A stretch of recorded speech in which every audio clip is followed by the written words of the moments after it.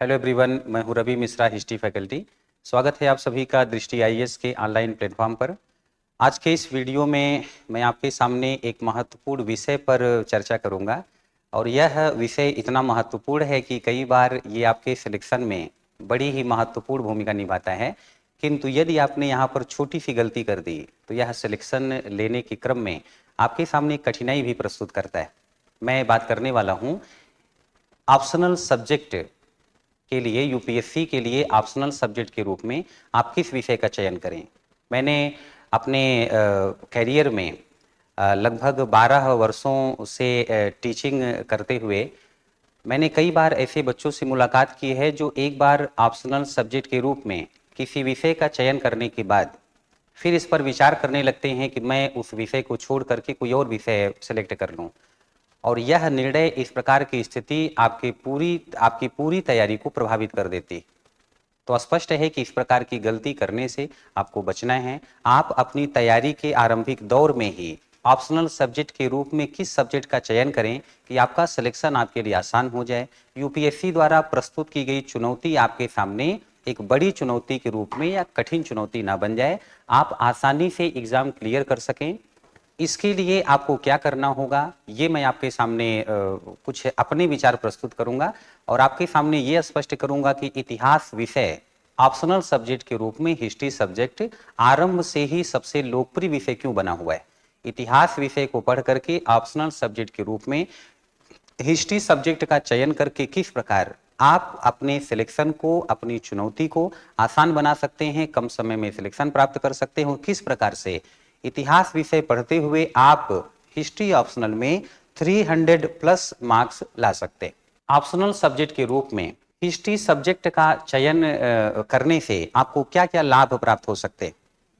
सबसे पहला लाभ जो आपको प्राप्त होता है, यह सब्जेक्ट परीक्षा के तीनों चरणों के लिए अत्यधिक उपयोगी है। वर्तमान समय में बहुत से बच्चे ऐसी गलती कर बैठते हैं कि जब वो प्रारंभिक परीक्षा के लिए पढ़ते हैं तो सिर्फ प्रारंभिक परीक्षा के लिए पढ़ते हैं, जब वो मेंस एग्जाम की तैयारी करते हैं तो पूरा फोकस मेंस एग्जाम पर करते, और जब वो इंटरव्यू की तैयारी करते हैं तो पूरा का पूरा फोकस उनका साक्षात्कार पर होता है। मैं यहाँ पर स्पष्ट कर दूं कि आप जिस एग्जाम को देने वाले हैं वह एग्जाम 3 चरणों में आपके सामने 3 चरण आपको फेस करने पड़ते हैं। 3 चरणों में आपके सामने अलग अलग चुनौती प्रस्तुत की जाती है और अलग अलग चुनौती का सामना करने के लिए अलग अलग आप योजना बनाएं, आप अपनी रणनीति तैयार करें, ये एक मुद्दा है। लेकिन यदि आप थोड़ा सा मतलब आरंभ से ही आप परीक्षा के तीनों चरणों को ध्यान में रखते हुए चलते तो ऐसी स्थिति में आप तीनों चरणों का सामना करने में बड़ी मजबूत स्थिति, या यूं कहा जाए कि अत्यधिक कॉन्फिडेंस फील करेंगे। जब आप प्री, मेंस और इंटरव्यू, प्रारंभिक परीक्षा, मुख्य परीक्षा और साक्षात्कार, जब आप आरंभ से ही तीनों को ध्यान में रखे चलते तो फिर आप बहुत बेहतर स्थिति में होते। और ऐसा करने के लिए आपको कुछ बहुत अलग नहीं करना पड़ता है, या ऐसा नहीं है कि आप के लिए मामला चुनौतीपूर्ण हो जाएगा, बल्कि आसान हो जाता है। किस प्रकार से होता है ये मैं आपके सामने स्पष्ट कर देता हूं। देखिए, वैसे तो आपके सामने तीसरा चरण होता है साक्षात्कार, लेकिन यह व्यक्तित्व परीक्षण है, ये आप सभी जानते हैं। और व्यक्तित्व का निर्माण 2 दिन, 2 महीने, 2 वर्ष में नहीं होता। व्यक्तित्व का निर्माण जो है ये एक लंबे समय में हो पाता है। यदि आरंभ से ही आप अपने व्यक्तित्व का निर्माण उस प्रकार से करें जिस प्रकार की कमीशन की डिमांड है, जिस प्रकार का व्यक्तित्व कमीशन तलाश रहा होता है, यदि आप इस प्रकार के व्यक्तित्व का निर्माण आरंभ से ही करते हैं तो जाहिर सी बात है कि आप बहुत से ऐसे बच्चे जो ऐसा नहीं करते उनसे बेहतर स्थिति में होंगे। यदि आप मेंस एग्जाम पर आरंभ से ही फोकस कर रहे हैं और साथ ही साथ प्रारंभिक परीक्षा के क्वेश्चंस भी आपके दिमाग में हैं, आप जानते हैं कि किस प्रकार के प्रश्न यूपीएससी द्वारा प्रारंभिक परीक्षा में पूछे जाते हैं, तो यह आपके लिए बेहतर स्थिति होती। अब मैं स्पष्ट कर दूं कि इतिहास विषय इन तीनों चरणों में किस प्रकार से महत्वपूर्ण है। सबसे पहले बात करता हूं प्रारंभिक परीक्षा की, पर उससे पहले एक बात ये समझ लीजिए, आपके सिलेक्शन में एक मूल मंत्र ध्यान में रखिएगा जो बहुत काम आता है। जितना पढ़ना है उससे अधिक सोचना है और उससे कहीं अधिक लिखना है। मेंस एग्जाम के लिए आप पेंसिल राइटिंग स्किल के डेवलपमेंट पर कार्य करें। प्रारंभिक परीक्षा के लिए आप बीच बीच में ऑब्जेक्टिव क्वेश्चंस देखते रहें और क्वेश्चंस का आंसर देने का प्रयास करते रहें, अपनी गलतियों को भी पहचानते रहें। इससे क्या होगा कि धीरे धीरे करके आपका नॉलेज बढ़ता रहेगा, आपकी क्षमता बढ़ती रहेगी और आप उस स्थिति में पहुंच जाएंगे जहां से सिलेक्शन लेना बहुत ही आसान हो जाता है। और आरंभ से ही आप अपने व्यक्तित्व में इस बात को शामिल कर लीजिए कि think like officer, behave like officer. एक अधिकारी की तरह सोचिए और एक अधिकारी की तरह ही आप व्यवहार करिए। व्यवहार करने से भले ही थोड़ा सा भी बचिएगा, वो सिलेक्शन के बाद आप करिएगा, लेकिन थिंक लाइक ऑफिसर। यह एग्जाम ऐसा है जिसमें आप हार्ड वर्क तो करते ही हैं, यदि हार्ड वर्क के साथ साथ स्मार्ट वर्क करें तो आपका सिलेक्शन आपके लिए बहुतों की तुलना में, बहुत से बच्चों की तुलना में आसान हो जाएगा।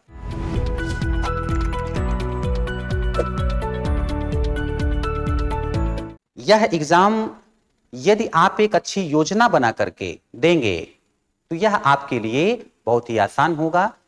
यूं समझ लीजिए कि आप अच्छी रैंक ला सकते हैं। आप अपनों के समक्ष, आप अपने क्षेत्र में और आगे चलकर अपने पूरे देश में एक अधिकारी के रूप में, एक नागरिक के रूप में अपना महत्व सिद्ध कर पाएंगे, अपनी क्षमता प्रदर्शित कर पाएंगे। ऐसा बहुत कुछ कर जाते, लेकिन भीड़ से अलग दिखने के लिए भीड़ से अलग सोचना पड़ेगा। हार्ड वर्क के साथ साथ यदि स्मार्ट वर्क का प्रयोग करते हैं आप, तो ऐसी स्थिति में आपका सिलेक्शन कम समय में और आपकी अपेक्षा के अनुरूप जो रैंक आप चाहते हैं, मेरा मानना है कि वो आपको हासिल हो सकता है। और उसी क्रम में मैं आपके सामने कुछ बातें रख रहा हूं, जैसे ऑप्शनल सब्जेक्ट के रूप में इतिहास विषय का चयन क्यों किया जाए। तो मैंने आपसे कहा ये तीनों चरणों के लिए महत्वपूर्ण है, और मैंने इसलिए कहा क्योंकि तैयारी के आरंभ में ही यदि आपने तीनों चरणों का ध्यान रखा हुआ है तो ऐसी स्थिति में आप औरों से कहीं बेहतर निर्णय ले चुके होते और औरों से कहीं बेहतर आप परिणाम भी ला पाएंगे। तीनों की तैयारी साथ साथ की जा सकती है, ऐसा मैंने पहले ही कह दिया। थोड़ा सा दिमाग में रखना पड़ता है। ऐसा नहीं है कि ये आपके लिए असंभव सा लक्ष्य है या ये करना बड़ा कठिन कार्य है। मैं ऐसे बहुत सारे बच्चों को पढ़ा चुका हूं जो आज बड़े अच्छे पदों पर अपनी अपेक्षा अनुरूप परिणाम पा करके और अपनी सेवा जो है देश को दे रहे हैं। उन्होंने जो कार्य किया, उनका जो अनुभव रहा और मेरा जो अनुभव रहा उनको गाइड करने का, वो सब मैं आपके सामने यहाँ पर रखूंगा। तीनों चरणों के लिए उपयोगी है। सबसे पहले मैं बात कर रहा हूं प्रारंभिक परीक्षा। प्रारंभिक परीक्षा में सर्वाधिक प्रश्न इतिहास विषय से आते। यदि आप इतिहास विषय का ज्ञान बहुत से बच्चों की तुलना में कहीं अधिक रख रहे हैं तो जाहिर सी बात है कि आप इतिहास विषय से सर्वाधिक स्कोर, सर्वाधिक अंक प्रारंभिक परीक्षा में अर्जित कर लेंगे। और यदि आपने प्रारंभिक परीक्षा में ही बहुतों से बढ़त बना ली, बहुत से लोगों से आगे निकल गए, तो जाहिर सी बात है कि आपके कदम सफलता की ओर औरों से कहीं तेज बढ़ रहे हैं और आप औरों के सामने औरों की तुलना में, अन्य लोगों की तुलना में कम समय लेंगे सिलेक्शन के लिए और अच्छी रैंक भी आप लेकर के आएंगे। अभी इसी बार हिंदी मीडियम में फर्स्ट रैंक हिस्ट्री ऑप्शनल के साथ ही आई है। तो यहाँ पर प्रारंभिक परीक्षा में क्योंकि लगभग 20 प्रश्न इतिहास विषय से बनते हैं, सर्वाधिक प्रश्न इतिहास विषय से बनते हैं, आप इतिहास विषय को ऑप्शनल सब्जेक्ट के रूप में रख करके प्रारंभिक परीक्षा में ही अत्यधिक अंक प्राप्त कर सकते हैं, मैक्सिमम मार्क्स प्राप्त कर सकते हैं। अच्छा, उसको भी यदि थोड़ा सा और आप इस पर विचार करें, यदि उस पर और सोचें तो कुछ और बातें स्पष्ट हो जाएंगी। देखिए 100 क्वेश्चंस आपके सामने रखे जाते हैं। 100 क्वेश्चंस में से 25 क्वेश्चंस जो है ये बड़े आसान होते, बहुत ही आसान होते। इसके बाद के 25 क्वेश्चंस थोड़े से हार्ड होते हैं, ये थोड़े कठिन होते।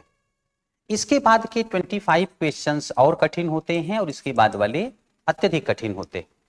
मैं आपको बता दूं, प्रारंभिक परीक्षा में ही कुछ प्रश्न ऐसे होते हैं जो फैक्ट बेस्ड होते, वो तथ्यात्मक होते, और कुछ प्रश्न ऐसे होते हैं जो कॉन्सेप्ट बेस्ड होते। यूपीएससी द्वारा पूछे गए आप यदि प्रीवियस ईयर के क्वेश्चंस को देखें तो कई बार आपकी जानकारी होते हुए भी आप कंफ्यूज हो जाते हैं कि विकल्प ए सही है, बी सही है, दोनों सही है या दोनों नहीं सही है। ये यूपीएससी आपके सामने चैलेंज प्रस्तुत करता है कि आप उत्तर ना दे पाएं। आप तैयारी करते हैं स्वयं को जो है सिलेक्शन दिलाने के लिए, सफल होने के लिए, और कमीशन आपके सामने पूरा का पूरा चक्रव्यूह रच देता है, आपके सामने चुनौती प्रस्तुत करता है कि आप चयनित ना हो पाए।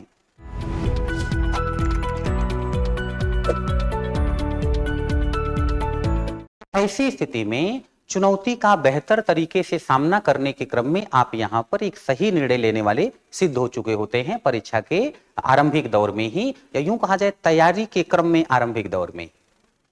यहाँ पर फैक्ट बेस्ड क्वेश्चंस जो होते हैं उनका उत्तर तो ज्यादातर बच्चे दे ले जाते हैं, लेकिन जो कॉन्सेप्ट बेस्ड क्वेश्चंस होते हैं, जो फैक्ट बेस्ड क्वेश्चंस होते हैं, उनके उत्तर तो ज्यादातर बच्चे दे ले जाएंगे। बट कॉन्सेप्ट बेस्ड जो क्वेश्चंस होते हैं उनके आंसर वही दे सकता है जिसका कॉन्सेप्ट क्लियर हो, जिसकी विषय पर मजबूत पकड़ हो। और विषय पर मजबूत पकड़ किसकी होगी?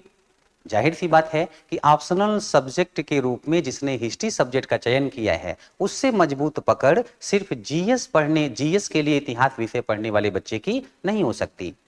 तो यहाँ पर आपके पास फैक्चुअल इंफॉर्मेशन भी अन्य बच्चों से अधिक होती है, आपके पास कॉन्सेप्चुअल जो नॉलेज है वह औरों से कहीं अधिक होगा। तो जाहिर सी बात है कि आप औरों से बेहतर स्थिति में होंगे। और प्रारंभिक परीक्षा वैसे भी बच्चों छठवीं परीक्षा है, यह ऐसे लोगों को एग्जाम से बाहर करने के लिए होती है जिनके नॉलेज का स्तर अभी मुख्य परीक्षा में बैठने योग्य नहीं हुआ है। तो जाहिर सी बात है कि आप यहाँ पर भीड़ में तो शामिल नहीं होना चाहेंगे, बल्कि आप प्रारंभिक परीक्षा उत्तीर्ण करके मुख्य परीक्षा में कुछ अपनी समान नॉलेज वालों के साथ, जिनका ज्ञान का स्तर आपके समान होगा, ऐसे लोगों के मध्य बैठ करके उनमें भी बेहतर करने का या उनसे बेहतर स्वयं को सिद्ध करने का प्रयास करते हैं। इसीलिए इसको कहा जाता है प्रतिस्पर्धा। आप स्वयं के बारे में लोगों से बताते होंगे कि हम कॉम्पिटिटर हैं। प्रतिस्पर्धा, यहां पर आप प्रारंभिक परीक्षा में बेहतर कर पाते हैं। फैक्चुअल इंफॉर्मेशन, कॉन्सेप्चुअल इंफॉर्मेशन, इतिहास विषय की आपके पास अधिक होती। और फिर मैं एक बार कहूंगा, इस विषय से सर्वाधिक प्रश्न प्रारंभिक परीक्षा में पूछे जाते। अब बात करते हैं मुख्य परीक्षा की। मेंस एग्जाम में वैसे एक प्रकार से देखा जाए तो 120 से 125 अंक मान के चलते हैं, 125 अंक, लगभग 125 अंक इतिहास विषय के जो प्रश्न आते हैं उसके लिए निर्धारित हैं। लेकिन इतिहास विषय अन्य कई विषयों के साथ जुड़ा हुआ है। इतिहास विषय का जो नॉलेज है वह अन्य कई विषयों के से संबंधित जो प्रश्न पूछे जाएंगे उनके उत्तर देने में भी आपके लिए सहयोगी सिद्ध होगा। ऐसी स्थिति में आपका जो मेंस एग्जाम है, मेंस एग्जाम में आप ये मान के चलिए कि 250 से लेकर के 300 मार्क्स तक आपसे मेंस एग्जाम में इतिहास विषय से डायरेक्टली इनडायरेक्टली प्रश्न पूछे जाते। लगभग 300 मार्क्स तक इतिहास विषय से प्रत्यक्ष या अप्रत्यक्ष रूप से प्रश्न पूछे जाते हैं। या इतने अंक जो है, आप यदि इतिहास विषय का नॉलेज रखते हैं तो मैं ये नहीं कहूंगा कि आप इतने अंक ला पाएंगे, पर हाँ, इतने में आप अन्य स्टूडेंट्स की तुलना में, अन्य कॉम्पिटिटर्स की तुलना में कहीं अधिक अंक लाने में समर्थ सिद्ध होंगे। और यह स्थिति आपके लिए बेहतर सिद्ध होगी। इसलिए मैंने सिर्फ 125 मार्क्स की बात नहीं की, मैंने आपसे कहा लगभग 300 मार्क्स के क्वेश्चंस इतिहास विषय से डायरेक्टली इनडायरेक्टली मेंस एग्जाम में आते। और मैं अभी ऑप्शनल पर नहीं आया हूं, यहां पर मैं सिर्फ बात कर रहा था जीएस की, है ना, ये सामान्य अध्ययन की। यहां पर मैं सिर्फ जो है सामान्य अध्ययन की बात कर रहा था। ये यहां पर ऑप्शनल सब्जेक्ट नहीं, यहां पर जो है मैंने अभी आपसे जीएस की बात की। ऑप्शनल के रूप में आप देखिए, जो दो पेपर होते हैं, जो फर्स्ट पेपर है वो 250 मार्क्स का है, जो सेकंड पेपर है वो भी 250 मार्क्स का है। मतलब 500 अंक, 500 मार्क्स ऑप्शनल सब्जेक्ट के लिए निर्धारित हैं। 300 में तो आप बेहतर करेंगे ही करेंगे, आप जो है 500 मार्क्स में भी बेहतर करेंगे। वैसे देखा जाए तो आप जैसे ही 800 मार्क्स के थोड़ा सा ऊपर पहुंचते हैं, आप सिलेक्शन लेने वालों की लिस्ट में आ जाते हैं। लेकिन मैं ये नहीं कहूँगा यहाँ से आपको 100% मार्क्स प्राप्त होंगे। आप जानते हैं यूपीएससी जिस प्रकार के प्रश्न आपके सामने रखता है वो चुनौतीपूर्ण होते, और उस चुनौती को थोड़ा सा कम करने के लिए ही मैं आपको यहाँ पर गाइड कर रहा हूँ, आपको बता रहा हूँ कि किस प्रकार से आप चुनौती को कम कर सकते हैं।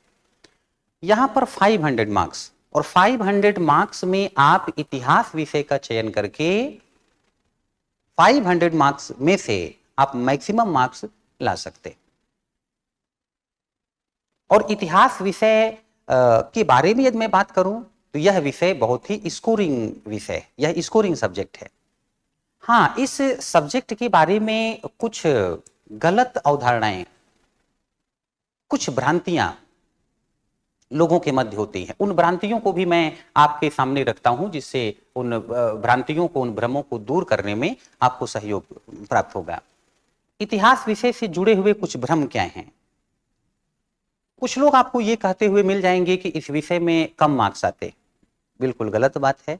यह विषय बहुत ही स्कोरिंग माना जाता है। आज भी हिस्ट्री ऑप्शनल या ऑप्शनल सब्जेक्ट के रूप में हिस्ट्री सब्जेक्ट अत्यधिक लोकप्रिय सब्जेक्ट है। बड़ी संख्या में बच्चे, बल्कि मैं यूं कहूं कि सर्वाधिक संख्या में बच्चों के द्वारा जिस विषय का चयन किया जाता है उसमें से इतिहास विषय एक है, बल्कि सबसे ऊपर आएगा। तो यह विषय अपने आप में स्कोरिंग है। मैं आपको एक सफल अभ्यर्थी का मार्क्स दिखा रहा हूं, आपको और थोड़ा सा आइडिया लग जाएगा। ये फर्स्ट रैंकर का मार्क्स है, फर्स्ट रैंकर का। और ये है, आप यहां पर सिर्फ मार्क्स देखिए। ऐसे निबंध में 132 नंबर, जीएस फर्स्ट पेपर में 119, सेकेंड पेपर में 128, थर्ड में 108। तो जाहिर सी बात है कि यहां पर मार्क्स थोड़े से कम है, लेकिन यह मैटर नहीं कर पाया, फर्स्ट रैंक लाने में बाधा नहीं उत्पन्न कर पाया। क्योंकि आप देखिए, फोर्थ पेपर में 130 मार्क्स, 39 मार्क्स, लेकिन जैसे ही ऑप्शनल सब्जेक्ट की बात आई, फर्स्ट पेपर में 150 मार्क्स और सेकेंड पेपर में 156 मार्क्स। कुल मिला जुला करके आप देखिए तो आपके हो गए यहां पर, मतलब हो गए 306 नंबर, 306 मार्क्स। यदि आप जीएस के किसी विषय में किसी कारणवश कम स्कोर ला पाए, तो ऐसी स्थिति में हिस्ट्री ऑप्शनल, आपके मार्क्स इसमें अच्छे होते ही हैं, क्योंकि आपका ऑप्शनल सब्जेक्ट है, आपकी जानकारी अच्छी होती। तो यहां पर आपके जो मार्क्स बढ़ते हैं, वह जीएस में कहीं पर भी कुछ मार्क्स कम रह गए तो उसको जो है प्रभावी नहीं होने देते, वो बहुत मैटर नहीं कर पाता। यहां से आपके अच्छे अंक आपके सिलेक्शन में बाधा नहीं उत्पन्न होने देते, बल्कि मैंने यहां पर कहा कि फर्स्ट रैंक यहां पर लाई गई थी। और हिस्ट्री ऑप्शनल में आप मार्क्स देख रहे हैं, यहां ऑप्शनल के रूप में जो है हिस्ट्री, और उसमें फर्स्ट पेपर में 150 मार्क्स और सेकेंड पेपर में 156 मार्क्स।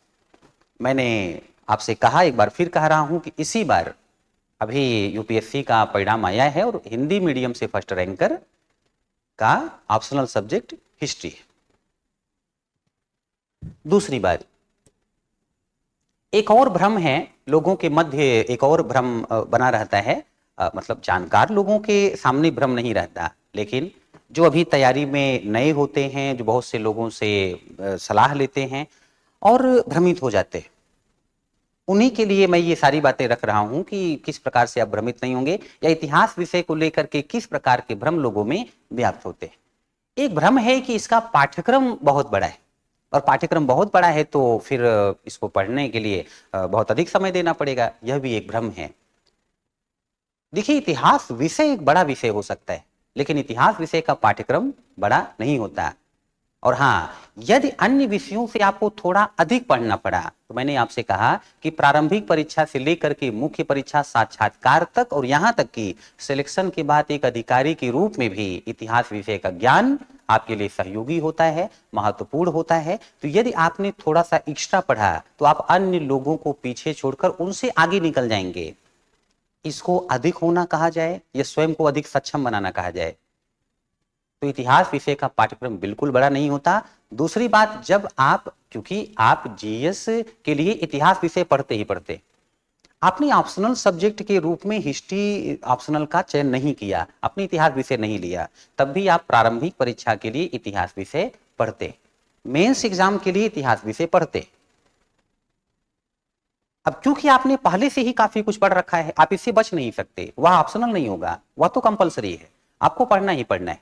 ऐसी स्थिति में जब आप ऑप्शनल का चयन करते हैं, जब आप हिस्ट्री ऑप्शनल रखते हैं, तो आपको पूरा का पूरा अलग पाठ्यक्रम नहीं मिलता, बल्कि यूं कहा जाए कि लगभग 40% पाठ्यक्रम आप पहले ही पढ़ चुके होते, उसी में से 60% और मिला दीजिए, पूरा का पूरा पाठ्यक्रम अलग नहीं है।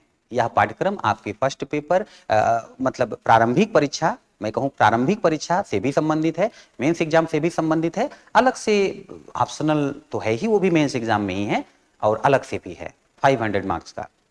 तो जब आप इतिहास विषय में थोड़ा सा और वर्क करके ऑप्शनल सब्जेक्ट में भी अच्छे मार्क्स प्राप्त कर सकते हैं, जीएस में भी अच्छे मार्क्स प्राप्त कर सकते हैं, प्रारंभिक परीक्षा में भी अच्छे मार्क्स प्राप्त कर सकते हैं, तो आप इस बात को समझिए कि ऐसी स्थिति में यह जो विषय है, इसका जो पाठ्यक्रम है वह बड़ा नहीं होता, बल्कि बहुत ही कम होता है। हाँ, एक बात मैं और स्पष्ट कर दूं कि इस विषय के बारे में ऐसा क्यों कहा जाता है, या लोगों ने ऐसा कहा क्यों? आपके मार्क्स कम कब आते हैं? जब आपको पढ़ाने के लिए कोई अच्छा शिक्षक ना मिले। अच्छा शिक्षक मतलब सभी शिक्षक जो है अच्छा ही पढ़ाते हैं, मैं इस पर नहीं जाऊंगा, लेकिन मैं मानता हूं एक अच्छा शिक्षक वह होता है अपने विषय का, जो विषय को पढ़ाते हुए आपके सामने उस विषय को आसान बना दे, आपके लिए विषय को आसान बना दे और आपके लिए उस विषय को इंटरेस्टिंग बना दे। आसान तो फिर भी बन जाता है, लेकिन इंटरेस्टिंग सब्जेक्ट को इंटरेस्टिंग बनाने की क्षमता कम लोगों में होती है। यदि आप एक अच्छे शिक्षक से पढ़ रहे हैं, यदि आप जो है सिलेक्शन के लिए समर्पित हैं, आप में जुनून है, जाहिर सी बात है कि पाठ्यक्रम आपको बड़ा नहीं लग सकता और ना ही आपके कम मार्क्स आने। जब आपका इंटरेस्ट है किसी भी क्षेत्र में, आप इंटरेस्टेड हैं, जब आप समर्पित होकर पढ़ रहे हैं, जब आपको एक अच्छा मार्गदर्शक प्राप्त हुआ है, तो ऐसा हो ही नहीं सकता कि आपके मार्क्स कम आए। ऐसा आपको वही बताएंगे जिनको पढ़ाने के लिए, जिन्होंने किसी अच्छे शिक्षक से नहीं पढ़ा या उन्होंने बहुत परिश्रम नहीं किया, तो उनके मार्क्स कम आ सकते या उनको पाठ्यक्रम बड़ा लग सकता है। आप जानते हैं बच्चों, जैसे आप किसी मूवी को देखिए, यदि मूवी आपको इंटरेस्टिंग लग रही है तो पता ही नहीं चलता कब खत्म हो गई, वह आपको बड़ी नहीं लगेगी। और यदि मूवी में इंटरेस्ट नहीं आ रहा, ऐसी स्थिति में वह मूवी आपको लगेगी कि ये कुछ ज्यादा ही हो रहा है, बोरिंग फील हो रही है। मूवी इंटरेस्टिंग है, कहानी अच्छी है तो बिल्कुल बोरिंग नहीं लगती। और ये तो आपके पूर्वजों की कहानी है, हमारे आपके पूर्वजों की कहानी है, हमारे अपने देश का इतिहास ही हम सबसे ज्यादा पढ़ते, तो जाहिर सी बात है अपने आप में यह विषय वैसे ही बड़ा इंटरेस्टिंग। बात सिर्फ सोचने की है, बात पढ़ाने वाले की शैली की है और पढ़ने वाले के तरीके की भी। यदि इन दोनों पर ध्यान दिया जाए तो इस प्रकार की चुनौती का या इस प्रकार की समस्याओं का सामना आपको बिल्कुल नहीं करना पड़ता। इसीलिए मैं जो कह रहा हूं वो इन भ्रमों से कहीं हटकर है, मतलब मैं इन भ्रमों का पूरी तरीके से खंडन कर रहा हूं। इतिहास विषय में बहुत अच्छे मार्क्स आते हैं और इतिहास विषय का पाठ्यक्रम भी बड़ा नहीं है, ये सिर्फ भ्रम है, इसमें कोई भी वास्तविकता नहीं है। चलिए एक और बात पर ध्यान देते हैं कि इतिहास विषय का अध्ययन कैसे करें जिससे अधिकतम मार्क्स प्राप्त हो सकें। आपने हिस्ट्री ऑप्शनल रख लिया, ऑप्शनल सब्जेक्ट के रूप में आपने हिस्ट्री का चयन कर लिया। अब आप मैक्सिमम मार्क्स कैसे प्राप्त करें, इस पर भी थोड़ी सी बात मैं करता हूं। देखिए, सबसे पहली जो महत्वपूर्ण बात है वो ये है कि लेक्चर को ध्यानपूर्वक सुने। आपको लेक्चर बहुत ही ध्यानपूर्वक सुनना पड़ेगा, क्योंकि यदि आपने ध्यान से नहीं सुना तो ऐसी स्थिति में आपका कॉन्सेप्ट क्लियर नहीं होगा, और जब तक कॉन्सेप्ट क्लियर नहीं होगा तब तक आप इतिहास विषय में ना ही आपका इंटरेस्ट जगेगा, ना ही पाठ्यक्रम आपको आसान लगेगा और ना ही आप इस विषय में अच्छा स्कोर ला सकते। ये आपको सावधानी रखनी होती, क्योंकि इतिहास विषय बेटा आप जहां से पढ़ना शुरू करते हैं, जैसे मैं कहूं कि पहला टॉपिक आपका और मैं कहूं लास्ट टॉपिक, सभी एक दूसरे से कनेक्ट है। इतिहास विषय का मतलब है कि मानव ने अपने विकास क्रम में किन चुनौतियों का सामना किया, आरंभिक दौर में क्या क्या चुनौतियां मानव के समझ थी और आज तक क्या क्या बनी हुई हैं या उसमें से क्या समाप्त हो चुकी। आप जब इन सारी बातों पर ध्यान देते हुए आगे बढ़ते रहते हैं, आप मानव विकास एक क्रम से समझते, चुनौतियों को समझते, तो जाहिर सी बात है कि ऐसी स्थिति में आपका ज्ञान बढ़ जाता है, आपकी समझ बढ़ जाती है, आप अच्छा स्कोर ला सकते हैं। लेकिन यदि आपने ध्यान से नहीं सुना, यदि आपका कॉन्सेप्ट क्लियर नहीं हुआ, यदि पाठ्यक्रम पर आपकी मजबूत पकड़ नहीं हुई, तो पहली बात ऐसा होगा ही नहीं कि ना हो। हाँ, कैसे नहीं होगा, तो आपकी अपनी गलती से कई बार ऐसा नहीं हो पाता। और मैं अच्छी तरह से जानता हूं कि तैयारी करने वाले ज्यादातर बच्चे गंभीर ही होते हैं, वो भला क्यों अपनी ही गलती से अपनी चुनौती को बड़ा बनाना चाहेंगे। तो मेरा मानना है कई बार यह पता ही नहीं होता, इसलिए बच्चे अनजाने में गलती कर जाते। यदि शुरू से ही बहुत ही सावधानी पूर्वक, ध्यान पूर्वक इतिहास विषय को सुना जाए और एक सीक्वेंस में कई बार बच्चों ने 2 लेक्चर देखा, मैं जीएस की ही बात करूं, इतिहास विषय का 2 लेक्चर लिया, अगले 2 दिन वो क्लास में उपस्थित नहीं रहे, फिर वो आकर के लेक्चर को कंटिन्यू करना चाहते, तो दूसरे विषय एक बार तो आप समझ भी जाएंगे, पर इतिहास विषय को आप नहीं समझ पाएंगे, क्योंकि तब तक बहुत कुछ बदल चुका होता है।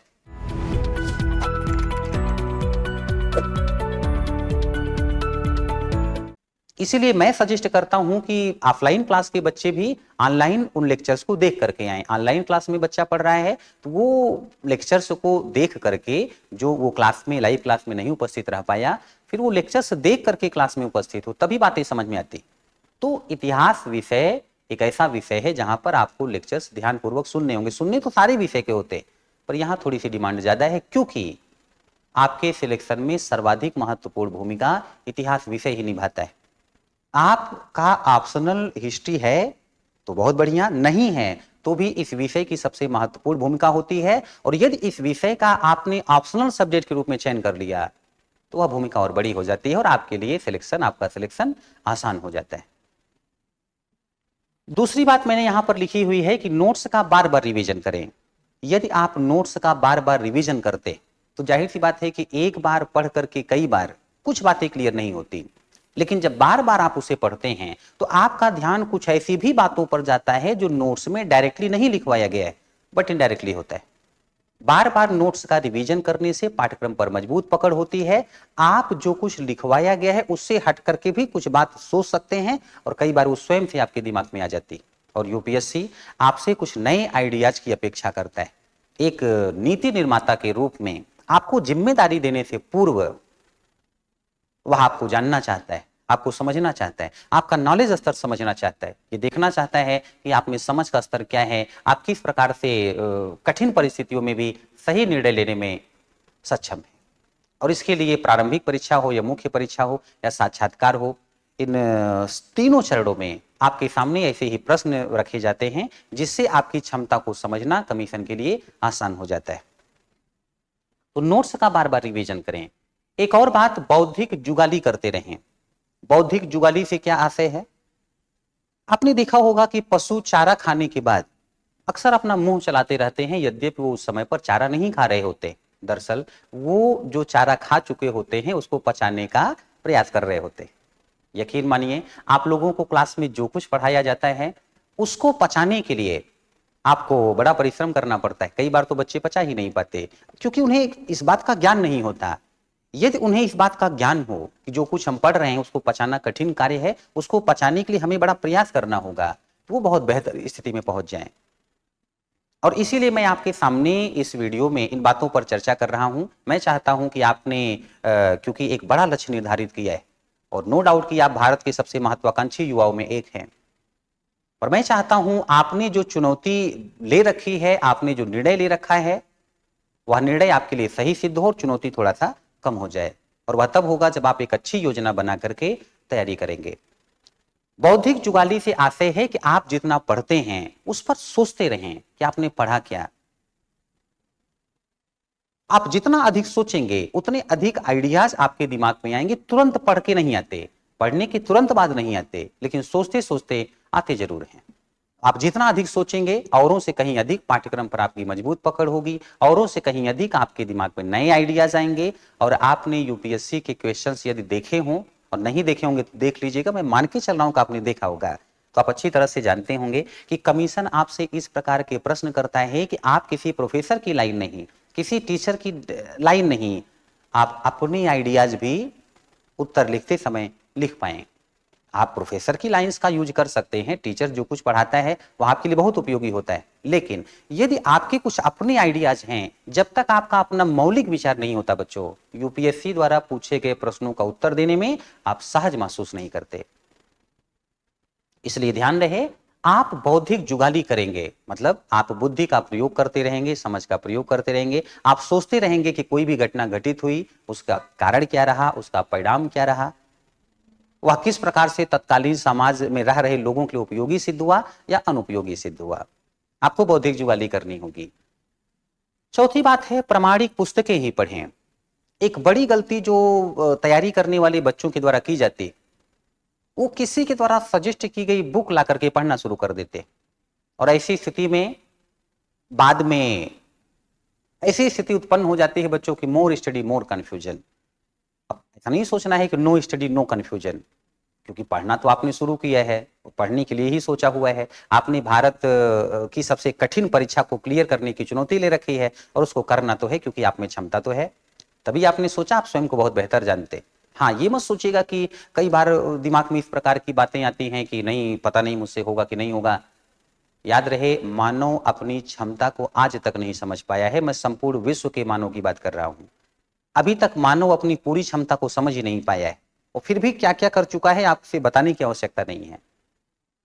अगर इस प्रकार से सोचेंगे तो आपको यह परीक्षा अपनी क्षमता के सामने कम कठिन नजर आएगी, कम चुनौतीपूर्ण नजर आएगी, और वास्तविकता ही यही है।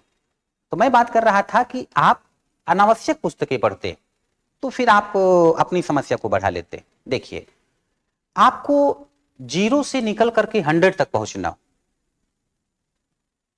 आप कोई भी पुस्तक लाकर पढ़ना शुरू करते तो बच्चों उस पुस्तक में सारी बातें आपके काम की नहीं होती, एग्जाम ओरिएंटेड नहीं होती।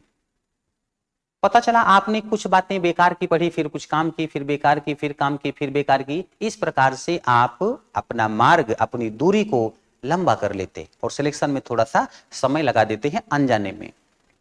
यदि आप पाठ्यक्रम को ध्यान में रखते हुए पढ़ाई करते हैं, प्रमाणिक पुस्तकें ही पढ़ते हैं, वही पढ़ते हैं जो परीक्षा की मांग के अनुरूप है, एग्जाम ओरिएंटेड है, तो ऐसी स्थिति में आप सीधा सिलेक्शन की ओर बढ़ते हैं, लक्ष्य की ओर बढ़ते हैं, और आप कम समय में कम कठिनाई के साथ चयनित भी हो जाते।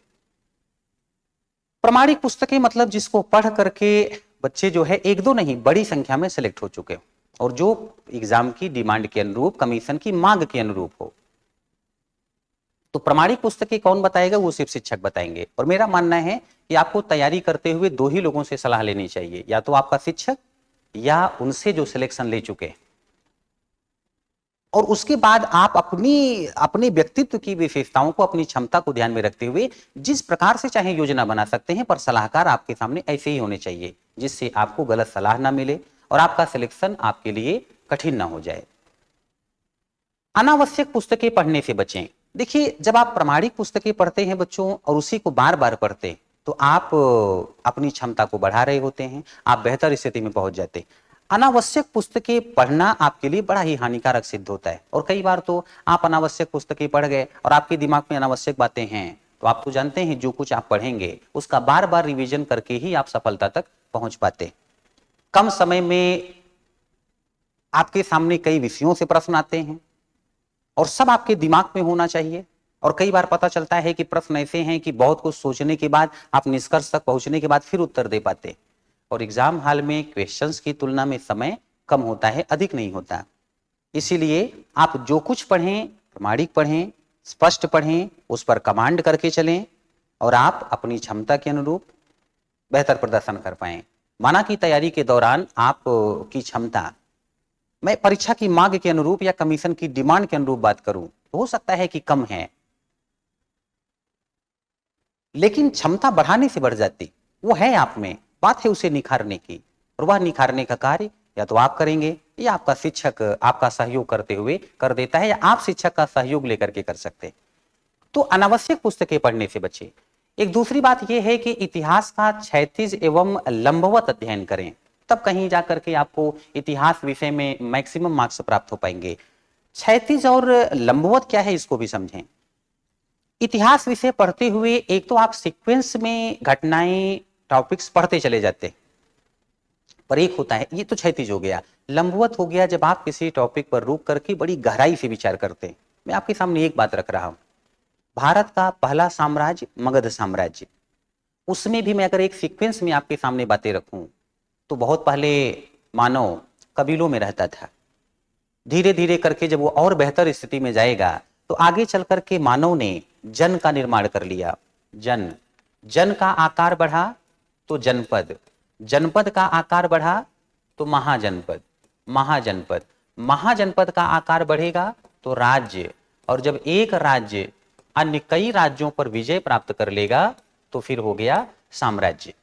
ये तो एक सीक्वेंस है, आप पढ़ते चले जाएंगे जन कितने, फिर जनपद या महाजनपद कितने। जैसे एक समय भारत में 16 महाजनपद थे, फिर महाजनपदों में से कौन कौन से महाजनपद राज्य की स्थिति में आएंगे और कौन सा महाजनपद स्वयं को राज्य की स्थिति से साम्राज्य की स्थिति तक पहुंचा देगा या साम्राज्य के रूप में तब्दील हो जाएगा।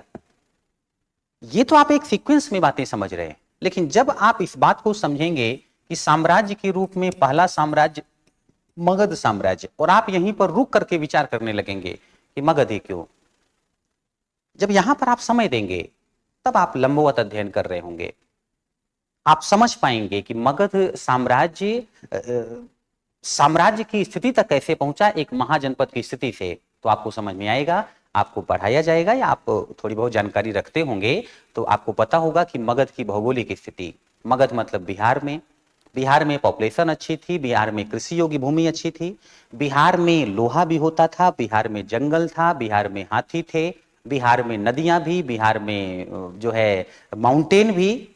और यह भौगोलिक स्थिति मगध को बेहतर स्थिति में पहुंचाने में सहयोगी रही। मगध ने लोहे का उपयोग किया, मगध ने हाथी का उपयोग किया, मगध जो है वो नदियों का उपयोग कर लेगा युद्ध के क्रम में, सामरिक दृष्टि से वह पर्वत का भी उपयोग कर लेगा, क्योंकि वहां पर अच्छी पॉपुलेशन, क्योंकि वहां पर कृषि योग्य भूमि, तो मगध के शासक की आय अधिक होगी तो मगध बड़ी सेना खड़ी कर सकता है, मतलब उसकी सैन्य शक्ति अधिक होगी अन्य राज्यों की तुलना में।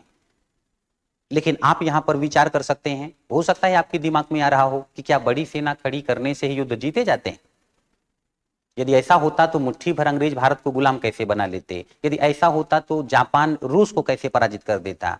तो अत्याधुनिक हथियार भी मैटर करते। पर मैंने इसीलिए यहां पर कहा कि मगध के पास लोहा था, और मैं उस दौर की बात कर रहा हूं जब लोहे का ज्ञान प्राप्त हुए मानव को बहुत अधिक समय नहीं हुआ था।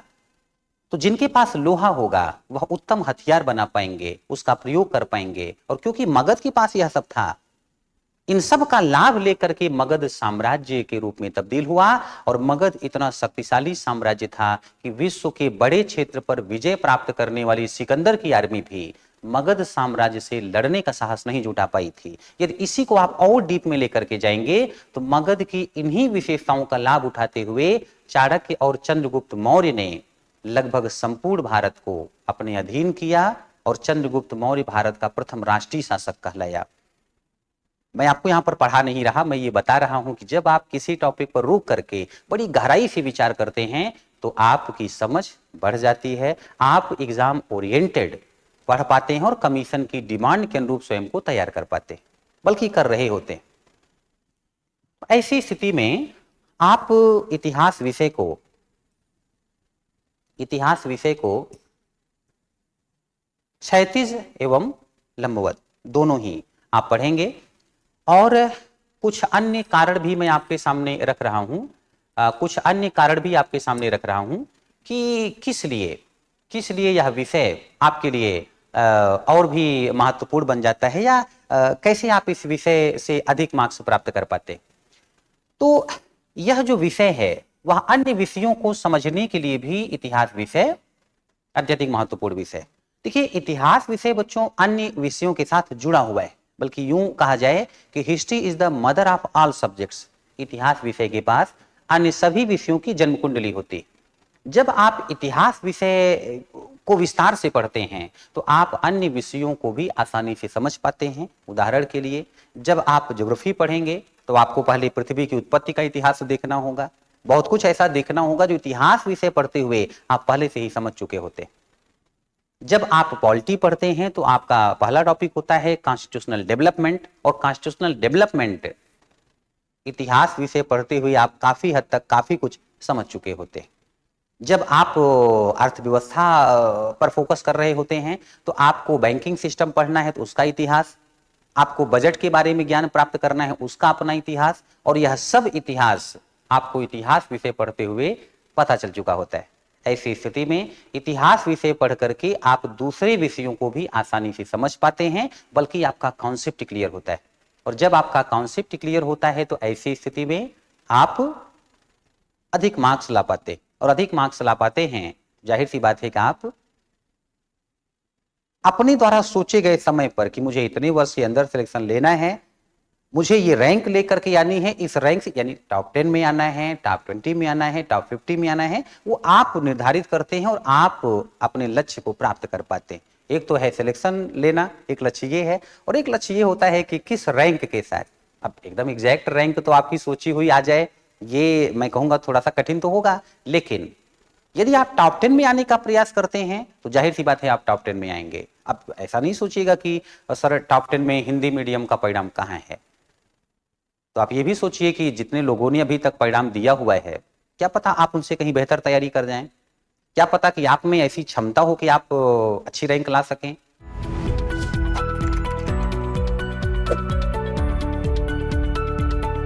खुद पर विश्वास रखना होगा, स्वयं पर भरोसा करके चलिए, यकीन मानिए आप जो चाहें वह कर सकते हैं। और ऐसा कहने वाला मैं पहला व्यक्ति नहीं हूं, बहुत से विद्वान ऐसा बोल चुके हैं, स्वयं स्वामी विवेकानंद जी इस संबंध में बहुत कुछ बोल चुके हैं, है ना। तो आप ऐसा कर सकते हैं। मैंने आपके सामने एक और बात रखी थी कि सबसे लोकप्रिय विषय है, ये सबसे लोकप्रिय विषय है। तो लोकप्रिय विषय इसलिए है, आप एक बार यदि ऑप्शनल सब्जेक्ट के रूप में सर्वाधिक लोकप्रिय विषय कौन कौन से हैं वो आप सर्च करते हैं तो आपको यह ज्ञात हो जाएगा। और मैं भी यहाँ पर बता रहा हूँ कि यह सबसे लोकप्रिय विषय है, क्योंकि ये इतिहास विषय है, और इतिहास विषय को पढ़ने में भला किसे इंटरेस्ट नहीं आएगा। और जब आप किसी भी क्षेत्र में इंटरेस्ट ले रहे होते हैं तो आप पूरा मन लगा करके उस क्षेत्र में काम करते, और आप पूरा मन लगा करके समर्पित होकर के किसी भी क्षेत्र में कार्य कर दें तो आपको अपेक्षानुरूप ही नहीं, अपेक्षा से कहीं अधिक परिणाम प्राप्त हो जाता है। तो यह विषय बहुत ही लोकप्रिय विषय है, क्योंकि इस विषय के बारे में ऑलरेडी बहुतों को बहुत कुछ पता होता है। आप भले ही सोचें कि मैं साइंस बैकग्राउंड का हूं सर, मुझे कहाँ इतिहास विषय के बारे में बहुत अधिक पता है, लेकिन इतिहास विषय के बारे में आपको बहुत कुछ पता होता है। ऐसा नहीं है कि आपने शिवाजी का नाम नहीं सुना, आपने चंद्रशेखर आजाद का नाम नहीं सुना, आपने भगत सिंह का नाम नहीं सुना, आप महात्मा गांधी के बारे में नहीं जानते, आप बहुत कुछ पहले ही सुन चुके होते। तो जब आप इतिहास विषय पढ़ते हैं और ऐसे ही लोगों के बारे में आपको विस्तार से जानकारी प्राप्त होती है तो आपका इंटरेस्ट बढ़ता है, आप बेहतर स्थिति में जाते हैं और बेहतर परिणाम लाते हैं। तो सबसे लोकप्रिय विषय है ये। और यहां पर एक और बात जो समझने की है कि अच्छा नीति निर्माता प्रशासक बनने के लिए इसे पढ़ना आवश्यक है। देखो बच्चों, वर्तमान अतीत से निकला होता है। जो अतीत को समझता है वो वर्तमान को समझता है, और जो अतीत और वर्तमान दोनों को समझता है, आप बड़े लकी होते हैं कि आप कुछ 100 घंटे में मानव विकास का पूरा इतिहास समझ लेते, पूरा ज्ञान प्राप्त कर लेते। और ऐसी स्थिति में मानव का सारा अनुभव, मानव का सारा संघर्ष आपके सामने होता है, आपकी समझ बहुत बेहतर हो जाती है। आप समझ पाते हैं कि किन हालात में मानव ने किस प्रकार के कार्य किए और किस प्रकार से मानव जंगल से निकलकर आज मंगल तक पहुंच रहा है। आप मानव की पूरी यात्रा देख लेते, आप मानव विकास को क्रम से समझते, तो आप समझ जाते हैं कि किन हालातों में क्या हो सकता है या मानव क्या कर सकता है। आप अतीत को देखते हुए, अतीत को समझते हुए आप वर्तमान तक आते। वर्तमान अतीत से निकला है तो अतीत को समझने वाला वर्तमान को बेहतर तरीके से समझ पाता है। जैसे कि आपको बहुत अच्छी तरह से ज्ञात हो जाएगा इतिहास विषय पढ़ने के पश्चात कि राजतंत्र से लोकतंत्र कैसे आया। आपको यह पता चल जाएगा कि शक्ति के केंद्रीकरण से शक्ति के विकेंद्रीकरण की स्थिति कैसे आई। आपको यह पता चल जाएगा कि हम प्रजा से नागरिक कैसे हो गए। आपको यह पता चल जाएगा कि आज छोटे छोटे देश भी एक अच्छे अधिकारियों की टीम खड़ी करके कुशल प्रशासकों के द्वारा किस प्रकार से बहुत अच्छी स्थिति में पहुंचा दिए जाते। जिस देश के पास अच्छे अधिकारी होते हैं वह देश छोटा भी हो, जनसंख्या कम भी हो, बहुत बेहतर स्थिति में पहुंच जाता है। आपके सामने तो बहुत बड़ा अवसर है भारत देश को विकासशील से विकसित बनाने का। आप भारत के भविष्य निर्माण में बेहतर भूमिका निभा सकते। और इतिहास विषय का विस्तार से, इतिहास विषय विस्तार से पढ़कर इस विषय का अध्ययन करके, और फिर मैं कहूंगा विस्तार से और फैक्चुअल कॉन्सेप्चुअल। इतिहास विषय क्योंकि अतीत को समझते हुए आपको वर्तमान तक लेके आता है, और वर्तमान भी आप बेहतर समझ जाएंगे तो आप ये अनुमान लगा पाएंगे, औरों से कहीं बेहतर अनुमान लगा पाएंगे कि भविष्य में क्या हो सकता है, क्या होना चाहिए, क्या सही होगा, क्या गलत होगा। और आप अच्छी तरह से जानते हैं कि ऑफिसर मतलब पॉलिसी मेकर, नीति निर्माता, या मैं कहूं कि आप भविष्य के छोटे चाणक्य सिद्ध होने वाले। आपका दिमाग, आपकी क्षमता बहुत मायने रखती है। ये आपकी क्षमता पर निर्भर करेगा कि भविष्य में देश के समक्ष कौन कौन सी चुनौतियां आएंगी, या आने से पहले ही आप उसका समाधान प्रस्तुत कर देंगे या आने ही नहीं देंगे। तो चुनौतियां पहले ही समझ करके उसका समाधान वह निकाल सकता है, चुनौतियां आने से पहले वह सतर्क रह सकता है जो भविष्य के संबंध में, चुनौतियों के संबंध में सटीक अनुमान लगा पाए। और यह कार्य होता है ऑफिसर का एक नीति निर्माता के रूप में। और यह क्षमता उसमें होती है जो इतिहास विषय का अच्छा ज्ञान रखता है। वह अतीत को समझता है, वह वर्तमान को समझता है और भविष्य के संबंध में बेहतर अनुमान लगा पाता है। सिर्फ सिलेक्शन तक ही यह विषय आपके लिए सहयोगी नहीं सिद्ध होगा, महत्वपूर्ण नहीं सिद्ध होगा, बल्कि सिलेक्शन के बाद भी यह विषय आपके लिए अत्यधिक महत्वपूर्ण सिद्ध होता है, बड़ा सहयोगी बनता है। एक ऑफिसर के रूप में जब तक आप देश सेवा करेंगे, इस विषय का महत्व आपको समझ में आता रहेगा। जैसा कि मैंने कहा, आपको एक अच्छा नीति निर्माता बनाने में, आपको सिलेक्शन दिलाने में इस विषय की महत्वपूर्ण भूमिका है। ऐसा क्यों है, ये भी मैंने अभी स्पष्ट किया कि अतीत को समझते हुए आप वर्तमान को बेहतर समझ पाएंगे। और बेटा, अतीत, वर्तमान और भविष्य ये सब एक दूसरे से काफी हद तक जुड़े होते, आप उस चैन को समझ पाएंगे जिससे ये सब कुछ जुड़ा हुआ है। फिर आप अपने तरीके से, अपने अनुरूप काफी कुछ बदल सकते। ऐसा करने में आप सक्षम सिद्ध होते। और ऐसा तब होता है जब आप ऑप्शनल सब्जेक्ट के रूप में हिस्ट्री का अध्ययन किए हुए होते, क्योंकि ऐसी स्थिति में आपकी समझ औरों से कहीं बेहतर होती। मैंने आपसे यह भी कहा कि यह विषय अन्य विषयों से भी जुड़ा हुआ है। आप ऐसे सोचिए, मैंने आपके सामने मगध की कुछ विशेषताएं रखी। एक प्रकार से देखा जाए तो मैं मगध की भौगोलिक स्थिति भी बता रहा था। मगध में कृषि योग्य भूमि, मगध में विशाल जनसंख्या, मगध में हाथी, मगध में नदी, मगध में पर्वतीय क्षेत्र। वहां की भौगोलिक स्थिति ने मगध की आर्थिक स्थिति को बेहतर कर दिया और फिर मगध की राजनीतिक स्थिति भी बेहतर हो गई। इतिहास विषय पढ़ते समय आप कई सारे टॉपिक ऐसे पढ़ते हैं जहां पढ़ते हैं इस काल की राजनीतिक स्थिति, आर्थिक स्थिति, है ना, आप इस प्रकार से अध्ययन करते। और हाँ, मैं एक बात और कहूंगा कि जब आर्थिक स्थिति बेहतर हो, जब भौगोलिक स्थिति अच्छी हो, जब आपकी राजनीतिक स्थिति बहुत अच्छी हो, तो इसका असर विज्ञान और तकनीकी के विकास पर भी पड़ता है। जहां पर संपन्नता हो, जहां पर एजुकेशन हो, जहां पर दूरदर्शिता हो, वहां पर विज्ञान और तकनीकी पर बल अवश्य होगा। समृद्धि होगी तो रिसर्च हो पाएंगे। आवश्यकता आविष्कार की जननी होती, बड़ी जनसंख्या होगी, आवश्यकताएं बढ़ती रहेंगी और आवश्यकताओं की पूर्ति के लिए बहुत कुछ सोचना पड़ेगा। और कई बार विज्ञान और तकनीकी के क्षेत्र में प्रगति मानव का जीवन, मानव के लिए आसान बना देती है, मानव की शक्ति में वृद्धि करने वाली सिद्ध होती। तो आप साइंस एंड टेक्नोलॉजी की बात कर लें, आप जो है अन्य विषयों की बात कर लें, इतिहास विषय से सब कुछ जुड़ा होता है। बल्कि ऐसे भी मैं कह सकता हूं कि सभी विषय एक दूसरे से जुड़े होते। आपकी तैयारी का सबसे उच्च चरण यही होता है, जब मैं कहूं अंतिम चरण। शुरुआत में आप अलग अलग विषय पढ़ते हैं, जिस दिन सारे विषयों को लिंक करके आपकी समझ विकसित हो जाती है, आप सिलेक्शन के बहुत करीब होते हैं। ऐसा करना ही पड़ता है। और इतिहास विषय अन्य सभी विषयों को एक दूसरे से लिंक करके समझने में, आपको बातों को समझाने में अत्यधिक उपयोगी सिद्ध होता है। जैसा कि मैंने पहले भी कहा, history is the mother of all subjects. इतिहास विषय के पास अन्य सभी विषयों की जन्म कुंडली होती। तो आप ऐसा कर सकते। तो अच्छा नीति निर्माता बनने के लिए इस विषय का अत्यधिक महत्व है। और कुछ और बातें जो यहां पर मैं आपके समक्ष रख दूं कि कुछ और कारण कि आपको ऑप्शनल सब्जेक्ट के रूप में इतिहास विषय का ही चयन करना चाहिए। देखिए, कुछ बातों का जिक्र मैंने पहले भी किया है, लेकिन यहां पर थोड़ा सा मैं उस पर और बल दूंगा। सामान्य अध्ययन के साथ जुड़ाव, मैं अभी इन्हीं बातों को एक्सप्लेन कर रहा था। इतिहास का पाठ्यक्रम सामान्य अध्ययन के पेपर फर्स्ट के साथ काफी हद तक मिलता है और इसलिए इसकी तैयारी करने से जीएस की तैयारी में भी मदद मिलती। यदि आपने ऑप्शनल पढ़ा तो फर्स्ट पेपर की तैयारी आपकी अन्य बच्चों की तुलना में, जिनका ऑप्शनल सब्जेक्ट हिस्ट्री नहीं है, आपकी तैयारी बेहतर होती। तो ऐसी स्थिति में आप जो है बेहतर प्रदर्शन भी कर पाते। निबंध में प्रासंगिकता,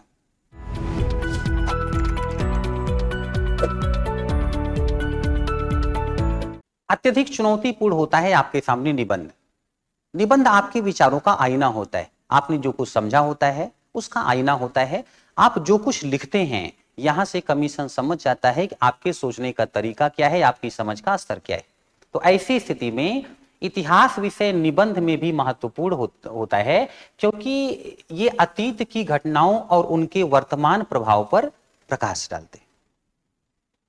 आपने जो कुछ पढ़ा, एक उदाहरण देता हूं, अशोक अपने समय में गुड गवर्नेंस पर अत्यधिक बल देते थे।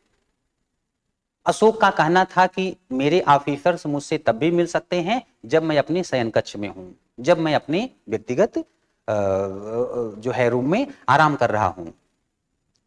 ये दिखाते हैं कि अशोक किस हद तक अच्छे प्रशासन पर बल देते थे। और बच्चों, अभी भी आईपीएस ऑफिसर की वर्दी पर, कैप पर अशोक चिन्ह होता है, शोल्डर पर अशोक चिन्ह होता है। जब आप अतीत की घटनाएं पढ़ते हैं तो आप वर्तमान को न सिर्फ बेहतर तरीके से समझ पाते हैं, बल्कि अतीत का बहुत कुछ वर्तमान में आप भी लागू करेंगे, पहले से भी लागू होता है। अशोक के काल में लोक कल्याण पर अत्यधिक बल था, आज भी बल है। अशोक सांप्रदायिक सद्भाव पर बल देते थे, आज भी बल है। आप सरकार का एक स्लोगन जानते होंगे, सबका साथ सबका विकास। अशोक की विदेश नीति पर बौद्ध धर्म का प्रभाव था, और वर्तमान समय में भी भारत की विदेश नीति दो धाराओं से परिचालित होती है। विदेश नीति की दो धाराएं हैं, एक चाणक्य नीति की धारा और एक बौद्ध धर्म के प्रभाव की धारा। वर्तमान समय में भी विदेश नीति जो है उस पर बौद्ध धर्म का प्रभाव है, और बौद्ध धर्म के आधार पर विदेश नीति की आधारशिला अशोक ने रखी थी। अशोक जियो और जीने दो की नीति में विश्वास रखते थे। लोग राजदूत भेजते थे दूसरे देशों में, अशोक ने धम्मदूत भेजने शुरू किए थे। अर्थात अशोक के बारे में पढ़ते हुए आप बहुत कुछ ना सिर्फ उस काल का समझ पाते हैं, बल्कि वर्तमान समय में भी आप बहुत कुछ अशोक के काल से चला आ रहा देखते हैं। बल्कि इतिहास विषय को 3 भागों में विभाजित किया गया है, प्राचीन इतिहास, मध्यकालीन इतिहास, आधुनिक इतिहास। पर वास्तविकता क्या है?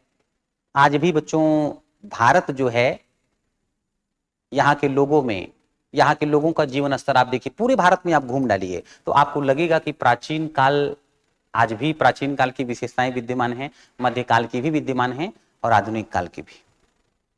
आप शहर और गांव, एक ही दिन में आप दोनों क्षेत्रों का भ्रमण करें, शहर के समीप वाले गांव में चले जाएं तो आपको पता चल जाएगा कि किन परिवर्तनों के कारण, किन विशेषताओं के कारण ये जो काल विभाजन है ना, मध्यकाल, आधुनिक काल, ये क्यों किया गया। या मैं ऐसे कहूं कि पाषाण काल में मानव पाषाण का प्रयोग करता था, तो क्या आज की डेट में पाषाण का प्रयोग नहीं करता? बिल्कुल करता है। अतीत में जो कुछ अनुभव मानव ने प्राप्त किया, पाषाण काल में अग्नि का आविष्कार आज तक होता है, थोड़ा अलग तरीके से है पर होता तो है। ऐसी स्थिति में इतिहास विषय पढ़ते हुए आप वर्तमान में चल रही बहुत सारी व्यवस्थाओं, बहुत सारी घटनाओं को समझ पाते, और सब एक दूसरे से लिंक करके जब आपकी समझ बढ़ चुकी होती है, ऐसी स्थिति में आप निबंध बहुत अच्छा लिखते, क्योंकि आपकी अपनी समझ होती है और यहां पर आपकी अपनी समझ बहुत मैटर करती। एक लाइन आपको दे दी गई, लिखना बहुत विस्तार से, और लाइन ऐसी होगी जो आप डायरेक्ट उसके बारे में किसी पुस्तक में नहीं पाएंगे। सभी विषयों को जोड़ने के बाद जो समझ विकसित होती है, वर्तमान को जो आप समझ रहे होते हैं, चुनौतियां भी, समाधान भी, सब लिखना होता है। और ऐसा तब होता है जब आप इतिहास विषय की अच्छी जानकारी रखे हुए होते हैं, तब आप वर्तमान को बेहतर तरीके से समझ पाते हैं, सारे विषयों को लिंक करके समझ पाते हैं, तो आप ऐसे में बहुत बेहतर स्कोर ला सकते हैं। और ऐसा वही कर सकता है जिसको इतिहास विषय की बहुत अच्छी जानकारी। ऐसा नहीं है कि जिन्होंने नहीं पढ़ा होगा विस्तार से वो मार्क्स नहीं लाएंगे, पर इस बात की गारंटी है कि आप उनसे कहीं अधिक मार्क्स लाएंगे। तो इतिहास विषय निबंध में आपके लिए महत्वपूर्ण सिद्ध होता है। अच्छा, साक्षात्कार में मदद। इतिहास विषय पढ़ते हुए आप बहुत से महान लोगों के बारे में पढ़ चुके होते हैं, उनके व्यक्तित्व के बारे में आप जानते हैं, व्यक्तित्व के सकारात्मक पक्ष को भी जानते हैं और नकारात्मक पक्ष को भी। फिर आप अपने व्यक्तित्व का निर्माण कर सकते हैं, उन विशेषताओं को आप अपने व्यक्तित्व में शामिल कर सकते हैं। यदि व्यक्तित्व में कोई कमियां हैं, मैं मान के चला हूं कि नहीं होंगी आप में, पर इनकेस कुछ कमी हुई भी तो आप अपनी कमियों को दूर करके अपने व्यक्तित्व को और बेहतर बना सकते हैं। और जब आपका व्यक्तित्व बेहतर है, इतिहास विषय समझ करके आप अपनी बातों को दूसरों के सामने बेहतर तरीके से रखना भी सीख जाते हैं। और जब आपको अपनी बातें बेहतर तरीके से रखनी आ जाएं, तो आप समझ लेना कि आप साक्षात्कार में बहुत अच्छे मार्क्स लाएंगे। व्यक्तित्व परीक्षण, आप एक नेतृत्वकर्ता होते हैं, आपके ऊपर पूरे जिले का भार होगा, आपके नीचे कार्य करने वाले बहुत से योग्य लोग होंगे, एक बड़ी टीम होगी जिनका नेतृत्व आपको करना है। वो आपसे बहुत कुछ सीखेंगे, आप उनको बहुत कुछ सिखाएंगे, बहुत कुछ करने के लिए आप प्रेरित करेंगे, बहुत कुछ करवाएंगे भी। उनके सहयोग से ही आप एक अच्छे प्रशासक सिद्ध होंगे। तो बहुतों को लेकर के चलना चैलेंजिंग होता है, और यह तब आसान हो जाता है जब आप में एक अच्छे नेतृत्वकर्ता के गुण हैं। इतिहास विषय पढ़ते समय आप बहुत सारे नेतृत्वकर्ताओं के बारे में बहुत विस्तार से जानते हैं, और फिर उनकी कुछ विशेषताएं आपके व्यक्तित्व में आती हैं या आप ग्रहण कर लेते हैं। आप अच्छे नेतृत्वकर्ता होते हैं, आप बड़े विद्वान होते हैं, आपकी समझ बहुत अच्छी होती है, आप बातों को बहुत अच्छी तरीके से किसी के भी सामने रख सकते हैं। ऐसी स्थिति में आप सेलेक्ट भी होते हैं, और सिलेक्शन के बाद एक अच्छे अधिकारी भी सिद्ध होते हैं। तो इतिहास का ज्ञान साक्षात्कार में भी महत्वपूर्ण है, क्योंकि यह उम्मीदवारों को विभिन्न ऐतिहासिक घटनाओं और उनके संदर्भों के बारे में बेहतर ढंग से समझने की अनुमति देता है। आप बातों को बेहतर तरीके से समझ पाते हैं, और जब समझ पाते हैं तो बेहतर तरीके से किसी के सामने रख भी पाते।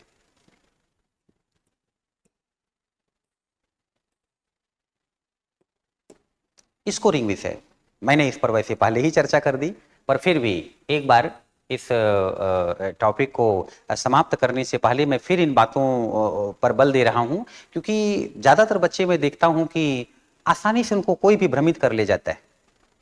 और आप भ्रमित ना हो, आप आरंभ में ही सही निर्णय लेकर के, सही योजना बनाकर, तैयारी करके और बेहतर स्कोर प्राप्त करके एक अच्छी रैंक के साथ चयनित हो जाएं। इसी पर मेरा बल है, और इसीलिए मैं यहाँ पर चर्चा भी कर रहा हूँ। तो स्कोरिंग विषय, इतिहास एक स्कोरिंग विषय माना जाता है, क्योंकि प्रश्न अधिक पूर्वानुमानित होते। आप पहले से ही अनुमान लगा सकते हैं कि कौन से प्रश्न आ सकते। उदाहरण के लिए, आप शिवाजी के बारे में पढ़ रहे हैं, आपने शिवाजी के बारे में विस्तार से पढ़ा, उनके व्यक्तित्व की विशेषताएं, एक शासक के रूप में उनके कार्य, उनका प्रशासन, उनके सामने चुनौतियां, चुनौतियों का समाधान। फिर आपने देखा प्रीवियस ईयर में कौन कौन से क्वेश्चन शिवाजी से पूछे हुए। अब आप अनुमान लगा सकते हैं कि यदि कमीशन ने ये प्रश्न पूछ लिए हैं, तो आगे इस टॉपिक से यह प्रश्न कर सकता है। और जब आप पूर्वानुमान लगा लेते हैं, तो आप पूर्वानुमान लगा करके, क्योंकि प्रश्न के बारे में पूर्वानुमान होगा, तो उत्तर के बारे में भी काफी कुछ आप सोच लेते हैं। क्योंकि एग्जाम हॉल में प्रश्न की तुलना में, प्रश्नों की तुलना में समय कम होता है। यदि आप पहले से थोड़ा सा सोचे हुए हैं, तो आपकी लिखने की स्पीड अच्छी होगी, और ऐसी स्थिति में आप अच्छा लिख भी पाएंगे, अच्छे मार्क्स भी ला पाएंगे। तो पूर्वानुमानित होते हैं और उन्हें अच्छी तरह से समझा जा सकता है, तो आप ऐसा करने में सक्षम होते।